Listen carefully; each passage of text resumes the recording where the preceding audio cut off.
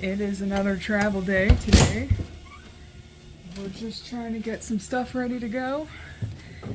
And I'm currently packing up my car, getting it ready for travel. And Andy's dumping. He's doing the fun part. So, stayed at a rodeo complex, and it was fairly quiet for the most part. Just a couple people here. And let me show you what the rodeo looks like. So yeah, no rodeo. Didn't really expect one anyway. That's all the stables. And then here's the campground. Very empty. There was a giant fifth wheel yesterday, but they left before us already. A couple of horse trailers, Airstream, and us. Every time you videotape it, I'm dumping. What else is new?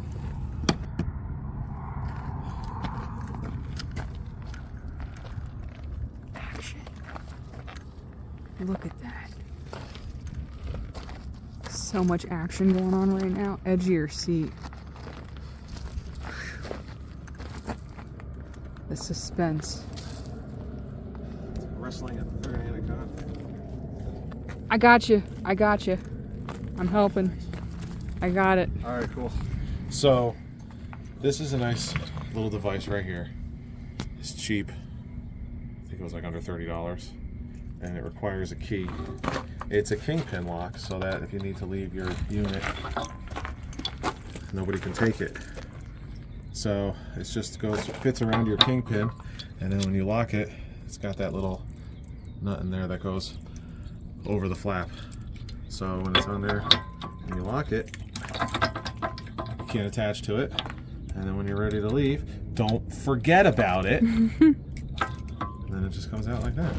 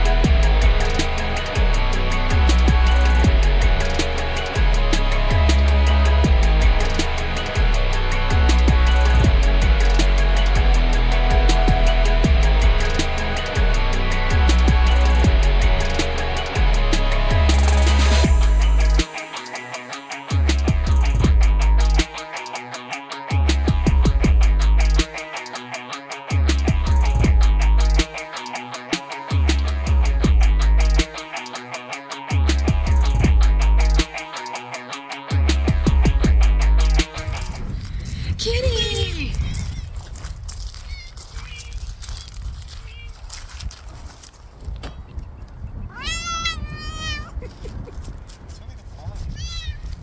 She does sound like a dog. We arrived at our next camp spot in Raton, New Mexico, and we have a really nice view. Oh, hold on, let me get out of the way. There we go, that's better. And of course, we're parked down there where the only view we have of is the building, which is fine. I was towing the house, so she's going to explain to you the course of events. so he was about an hour before me, and I arrived to a barricaded campground, and I thought, okay, well maybe I'm at the wrong campground, so no, I was there, I was at the right one. I called her, and she's like, I think there's a glitch in the software, and that wasn't supposed to be available, and I'm really sorry, but you know, she mentioned a couple of other campgrounds in the area, and I'll refund you your money.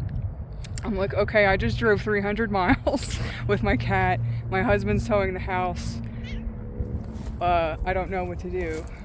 And she's like, you know what, I'm somewhat close by, I'm gonna come up and get you all settled in. She gave me the code number to open up the barricade, and she was super, super nice. And So apparently out west, 100 miles is close by. And I'll be there shortly means 3 hours. But to our defense, we didn't know that they were driving a Class A 40-foot motorhome with a toad, followed by the husband driving a pickup truck with a trailer through mountains and stuff. We don't know which direction they came from. And he just got out of the hospital. And he just got out of the hospital. So we're like, what the heck? And then they pull up and I'm like, oh man, they're all nice and sweet. Yeah. And everything's great. And they're They have turning on the water animals for and us. stuff. They have animals and everything. So, you know, the one good thing, one of the animals. That's one out of like 7. Yeah, a bunch of dogs and cats. So this is the kind of stuff you don't expect, but it's okay because we pulled in. We could boondock for one night with our 2 lead acid pansy batteries, as long as we don't turn anything on, except for the refrigerator and the furnace. And like 1 light for 5 seconds. And then 1 light for 4.5 seconds. So other than that, I mean, we were okay. I'm just glad they let us in. And then all of a sudden she was like, oh yeah, here's how you turn the power on. And then now they're up on the mountain over there turning the water on and getting things situated. So Andy's the one making the sandwiches this morning. Mustard for breakfast. Oh God, what the hell happened? I opened it up and it just went everywhere. So he's got that problem. And I, speaking of woke up to a busted blood vessel. Woohoo! Scared the crap out of me. Scared the crap out of me too. I thought something was wrong with the RV. Guess what Andy's doing right now?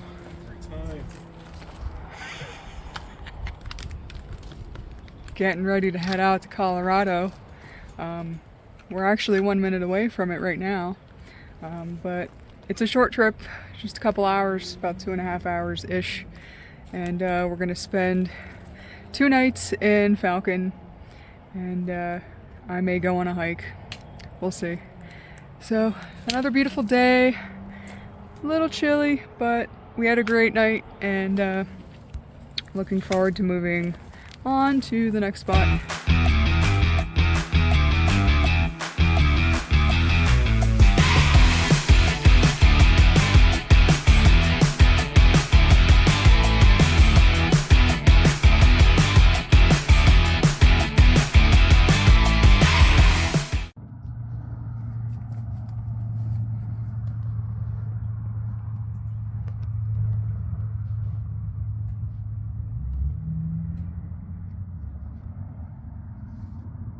Today sucked. And before you all go say, oh, that's RV life, we know. Okay? However, we didn't even have a long day today. Like 150 miles, but it was pretty much the worst stretch of road I've ever been on. And apparently there's certain things that happen that I didn't even know could happen in an RV. One is obvious, one not so obvious. So one of those things is our stupid tire that We'll get to this one in a second. really see, but there's a bubble right in here somewhere. Actually, right there. There's a bubble. Probably from hitting every pothole for 150 miles or so. Now we have a spare, but I went across the street to that. There's actually an RV repair place like right there. But we got to make it to Wyoming on this tire. So I told him how much to do the tire, just to swap the tire for me. So he said Friday morning before we head out to Wyoming to bring it over, and he'll do it for free. We're gonna drag this limpy bastard over there, and he's just gonna drop the spare tires under here. He's just gonna drop that down, take the other one off, put that one on. That's a match set. We can leave that on because we don't have to deal with all that stuff. So there's that one. Now, on to problem number dos. And I don't even know if it's a problem yet. Out of the corner of my eye on the driver's side in my side view mirror, I see this white smush, and it freaked me the heck out because I thought it was smoke. I pulled over immediately and inspected, and I didn't see anything. I keep going, and then as I'm going through Pueblo, Colorado, and the roads are going like this, as I'm turning, just stuff's flying out of the side of the RV, and then I pulled over again, and I didn't see anything. And then we get here, and I inspect it, and everything is dry. I'm just going to pull the underbelly down a little bit and see if any water splashes me in the face. Underneath here, that little hole right there is the overfill protection. And this is kind of the area where I was seeing the water kind of pour out. But as you can see, it's dry-ish. On the inside of that pipe was soaked. And the only time that should be wet is if there's water coming out of it. So I'm going to go ahead and say that as I was banging around Colorado and everything, water was pouring out of that on the turns when I was making right turns. And it was just kind of coming out and then just spraying out and then just instantly drying everything because of the speed and the wind and everything. On the other end of the city water connection is another check valve. So with the pressure of the water going in, once the system is pressurized, the check valve should close and not allow any more water in. Same thing with the water pump. So once I turn this on, it should make a bunch of squealy noises with the water going in, and then it should stop. And then the only time you should hear water going through is if you're opening faucets and allowing the pressure to move, and then it repressurizes. Now, if it continues to, you can kind of hear it. If it continues to run, then there's definitely a leak somewhere. But nothing is telling me that from what I saw underneath and with the water pump pressurizing correctly. And the water coming out pretty much exactly where the overfill protection for the freshwater tank is.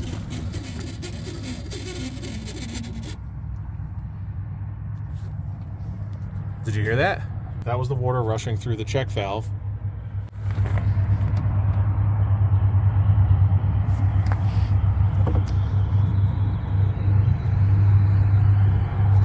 I think there's a leak.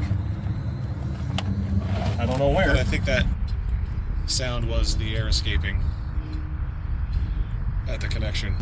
So he's running water, and then he's going to turn it off again. And let's see if we hear that noise. All right, it's draining now.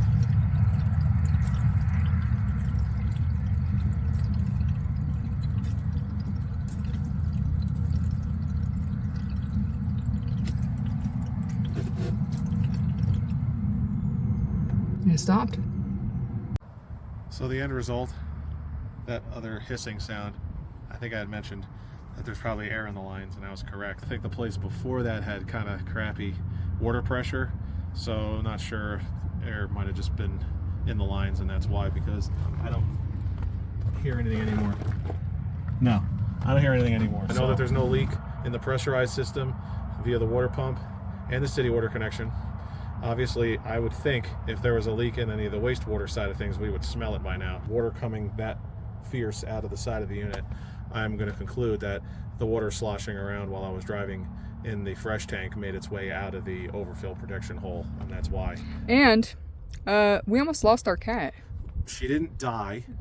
It's just she wiggled her way out of a harness and then jumped out the car door window and thankfully ran under the RV to inspect. There's Gene. What are you doing?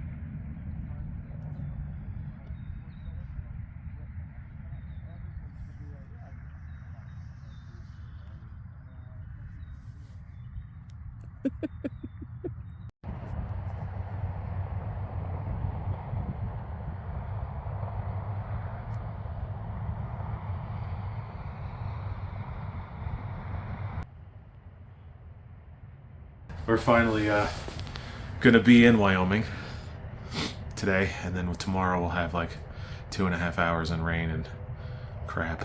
So an update on our situation from the tire and the water leak from our endeavor on the way up here is the water leak seems to be what I suggested, is the water coming out of the holding tank overfill protection. And across the way they're going to do our tire for us in the morning, so we're just going to finish up here, go dump, get the tire done, and then probably a long 6 hours to get to Glen Rock, Douglas area, Wyoming for just tonight. I was actually bumped up to full time for my work camping opportunity, and still free camping, paid as well, and looking forward to that. And Andy has a couple extra opportunities we were given. Yeah, I have a couple leads. I talked to a manager have one of the dealerships there and have a meeting with him on Wednesday.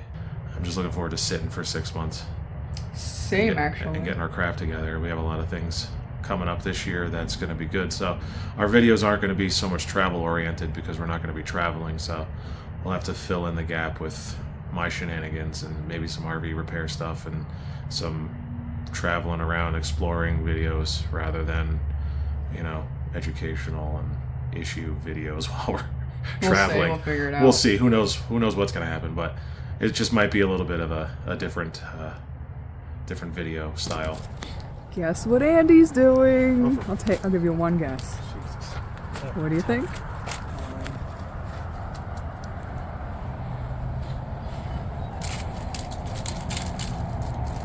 We're gonna start calling him Dump Station Andy. That rhymes. Doesn't have to rhyme. Just has to make sense.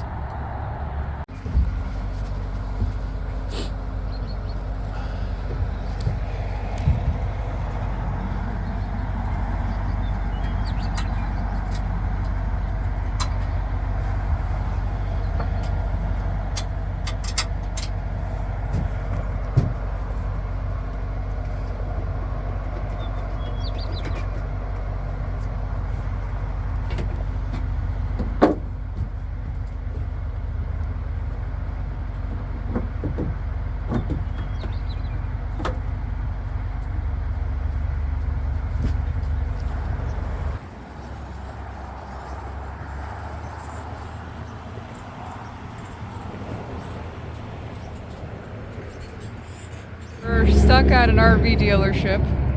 It was just supposed to be a quick tire change. We have a bubble in one of the tires. 2 tires now? Yeah, got here and it's actually 2 tires. Not sure when it actually happened, but Yep. glad we caught it when we did. This place is right across from where we were camping.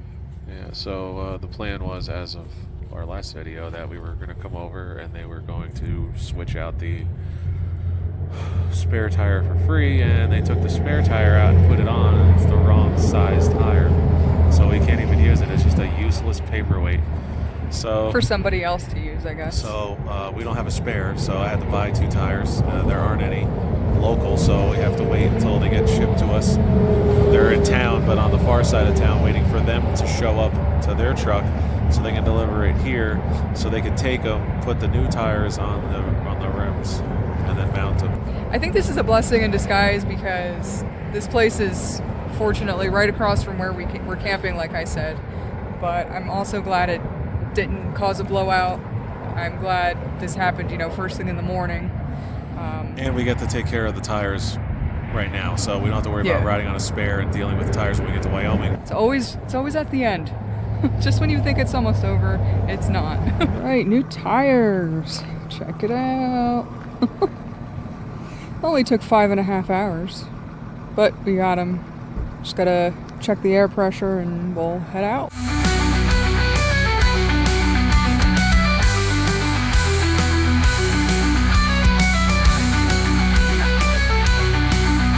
We got to our next campground in Wyoming. It's our last one-night stay before our big summer destination. We got here super late because of the tire issue.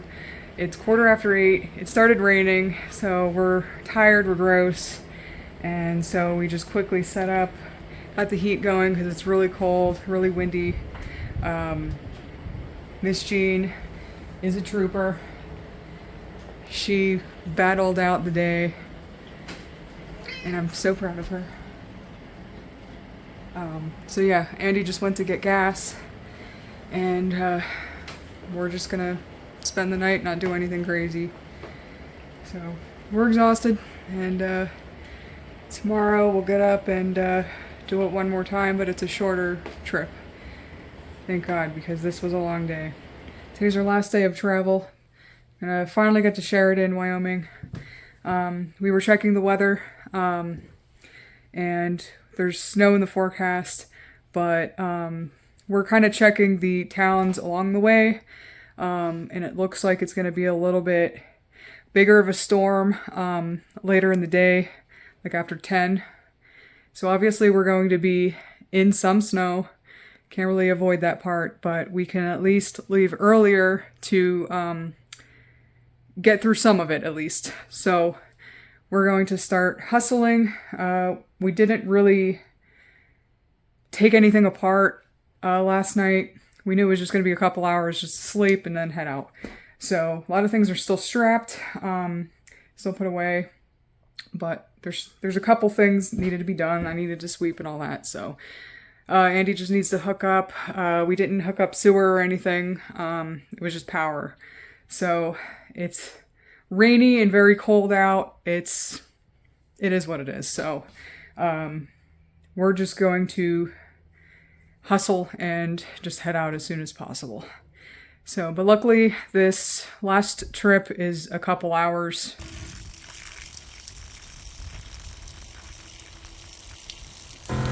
So due to the change in temperature with these new tires, it was down to, what did you say, 69? It's supposed to be 80? 69 and 70. It's supposed to be 80. Yeah. They were running cold the whole time we were going because we got them put on in the middle of the day, so the other 2 tires over there were already warmed up and starting at like 87. They started at 80 like they should have, so I didn't want to take the air out, so they were kind of running a little uneven, and then all of a sudden we get to Wyoming and it dropped 30 degrees from Colorado. So what I read was for every 10 degrees your tires could drop 1 psi. So it dropped 30 degrees, dropped 30 psi, or 3 psi, and ended up being around 79, 78 when we got here, and now that they're cool overnight, they went down to 70 something. We're about ready to go. Andy's getting his sensors and GPS all set up. It is very gross out. Miss Jean's just hanging out. Oh, you're so cute. It's gonna be about 2.5 hours, give or take. So I should be there maybe noon, maybe a little earlier. We'll see how the weather holds out. And I'm really looking forward to getting to Sheridan so I can relax.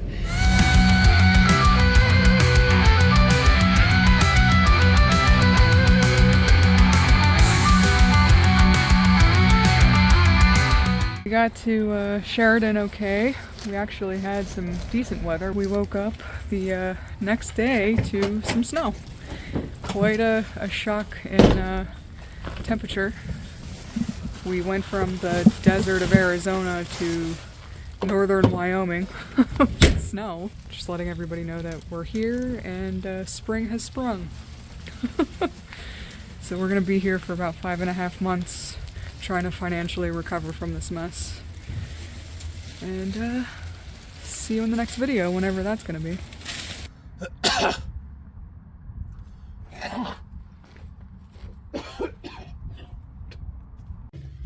Oh God, sorry.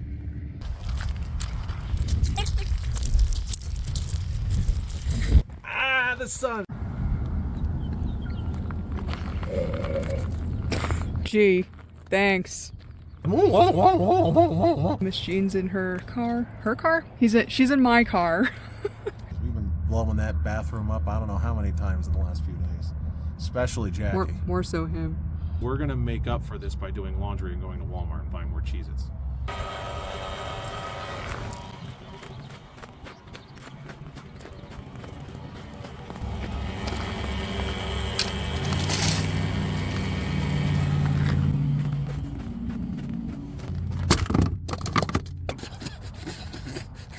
Very happy about the glasses.